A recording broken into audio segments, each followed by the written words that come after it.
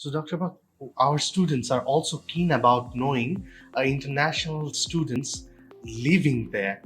What are the opportunities or what are the challenges they face while living in UK?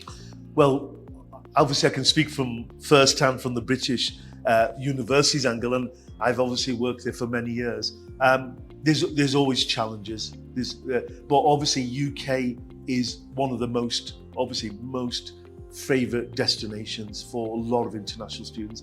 We get the highest number from India, second China. I think Bangladesh is number 6, if I'm right, 6th or 7th.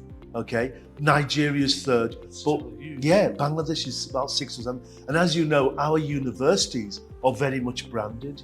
You know, we've had so many over the years. Last 20, 30 years, we have British Council fairs that are sponsored by the British Council at the Sheraton. We've always had that, and all the universities from Greenwich, from Westminster, from Manchester, from Liverpool, from Scotland, from Wales, they've all attended the fairs. And as you know, at FutureEd, you've recently had Huddersfield come over, their representative, and that was quite successful. It was.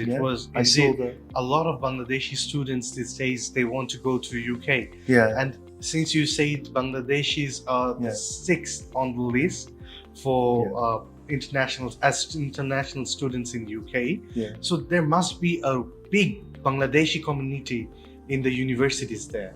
Oh yes, there is. I mean, to give you an example, another institution I work with, a very good university, Queen Mary University, we had a Bangladesh Society, which was very active. It was very, when they held big student fairs with the Bangladesh High Commissioner there, Bangladesh Trade Mission as well. So the students are very active, and especially those who come from Bangladesh, they've been, and obviously we've got a big Bangladeshi community, as you know, in London especially. But we've got Bangladesh communities everywhere. We've got Bangladesh communities in Birmingham, we've got it in Manchester, Liverpool, in Scotland, Glasgow, Edinburgh, in Wales, in Cardiff, Newport, Swansea. So all these big cities within the United Kingdom, we have so many Bangladeshi students. And you're saying how will they settle in and all that. There's such a great support mechanism there that, as you know, 90% of all Indian restaurants are Bangladeshi owned. Now, as a student, you can go into any of these restaurants and they'll be more than happy to even give you a free meal. Oh, আপনি কি বাংলাদেশ থেকে আসছেন? আচ্ছা, বসেন, হ্যাঁ. Obviously they mainly Sileti owned, but they would welcome. And so Bangladeshi students wouldn't be homesick. Oh no. Obviously it depends. If you go to deepest Wales, you might not get many Bangladeshi community here. But more or less, every city, I can say this actually, every city and every town in the United Kingdom has at least 1 or 2 Indian restaurants, and the chances are they are Bangladeshi owned. Okay, so every city they go to, and that's true. With obviously Indian food is very, very much, Bangladeshi Indian food is very much branded there as well. So, how is Bangladeshi culture or the cultural festivals of Bangladesh celebrated in UK? Oh, we have all the major, 21 February.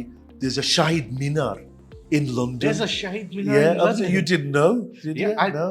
Oh, yeah. I had no idea about there's a Shahid Minar right in the middle of East London, and every 21 February, 21st of February, they go. And we educate our younger generations. My children don't know anything. They don't know much about 21 February, when the Victory Day was, when the Independence Day was. So we I didn't know. When I was growing up, I didn't know what 21 February was, but obviously over the time I get to know what it was. Festivities, and it's very, very important. important. The Bangladeshi student communities there. Yeah. So they're that active. That active. It's them, because the Siletis, obviously they, my parents' generation, they taught us more on Islamic. We went to obviously learning Arabic and the Quran. It was mainly centered around there. Very little on our Bangladeshi heritage. You see, very little we knew as we were growing up. Yeah. So the Bangladeshi students who first started coming to England in a big way, I would say in the last, say, 25 years, 25 years. Because prior to that, remember, 25 years ago, we didn't have private universities. Private universities only started in 1992. Okay. Yes. So that's why prior to we 92, see a lot of students Yeah. going to UK after 92. yeah, because prior to 92, it was only the well-to-do members of the community. I mean, of the society. Like my cousins all went to America. Most of my cousins went to, Orlando State University, so they mainly went to very few.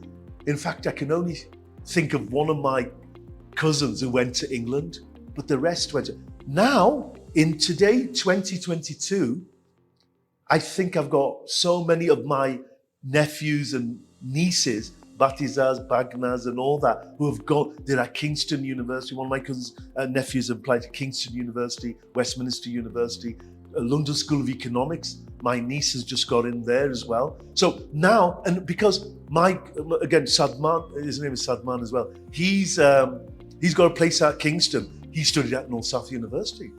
Okay. Yeah.